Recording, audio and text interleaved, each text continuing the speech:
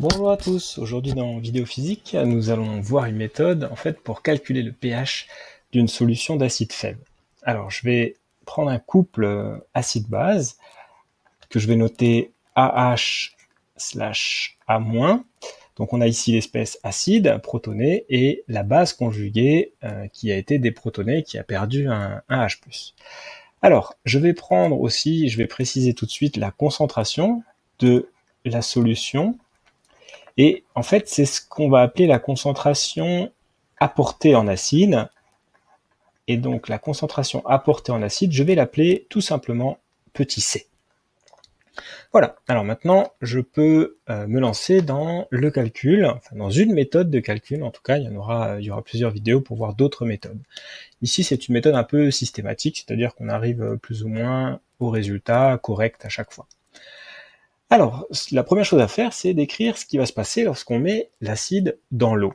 Eh bien, il va y avoir une réaction acide-base entre l'acide utilisé, donc AH, et les molécules d'eau. C'est une réaction acide-base, c'est un équilibre ici, et donc que va-t-il se passer? Eh bien, on va avoir l'acide qui va perdre son proton, ici, qui va être récupéré par une molécule d'eau. On va se retrouver donc du côté des produits avec la base conjuguée de AH et un ion hydronium, c'est-à-dire H3O+. À partir de là, on a un équilibre, on peut écrire donc ce qu'on appelle la constante d'équilibre de cette réaction, qui n'est d'autre que le Ka, c'est-à-dire la constante d'acidité pour le couple AH-A-.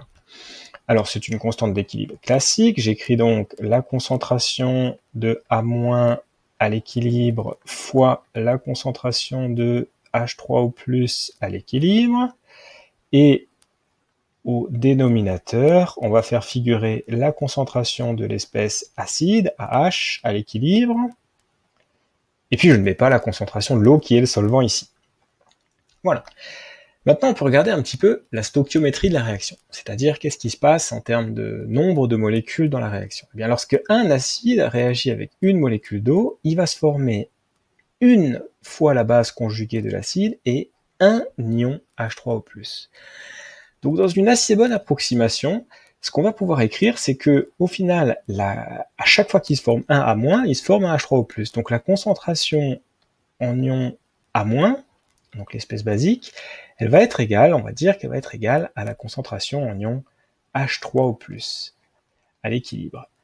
Du coup, je peux réécrire le Ka que j'ai ici, et je peux le réécrire en modifiant le numérateur, et en écrivant donc tout simplement que j'ai non plus le produit de A- fois H3O+, en concentration, mais tout simplement la concentration de H3O+, à l'équilibre, au carré, divisé par eh bien, l'acide, la concentration de l'acide à l'équilibre.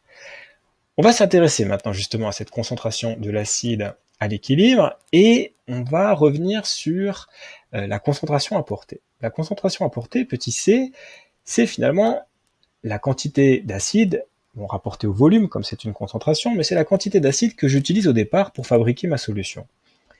De cette quantité d'acide, en fait, il va y avoir une partie qui va se déprotoner, c'est-à-dire perdre l'ion H+, et donc former A-, et il y aura une partie qui va rester sous sa forme protonée, c'est-à-dire AH. Donc je peux écrire en fait que C, la concentration apportée, elle est égale à la concentration en acide à l'équilibre qu'il y a dans la solution, plus la concentration en A-, c'est-à-dire la base conjuguée. C'est ce qu'on appelle une équation de conservation de la matière. Finalement, tout ce que j'ai mis au début, ça se retrouve soit sous forme protonée, soit sous forme déprotonée. Du coup, je peux réécrire que AH à l'équilibre, c'est tout simplement égal à la concentration apportée moins la concentration en espèce basique, et l'espèce basique, on a vu au-dessus qu'elle était égale à la concentration en H3O+, donc je peux écrire que c'est C moins la concentration en H3O+, à l'équilibre.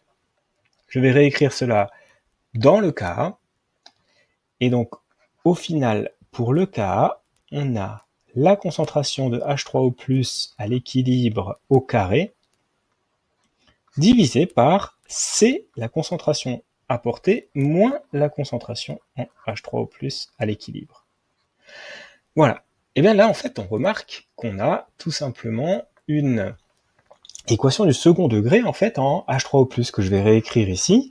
En fait, j'obtiens H3O+ au carré, si je fais un simple produit en croix, hein, H3O+ à l'équilibre au carré.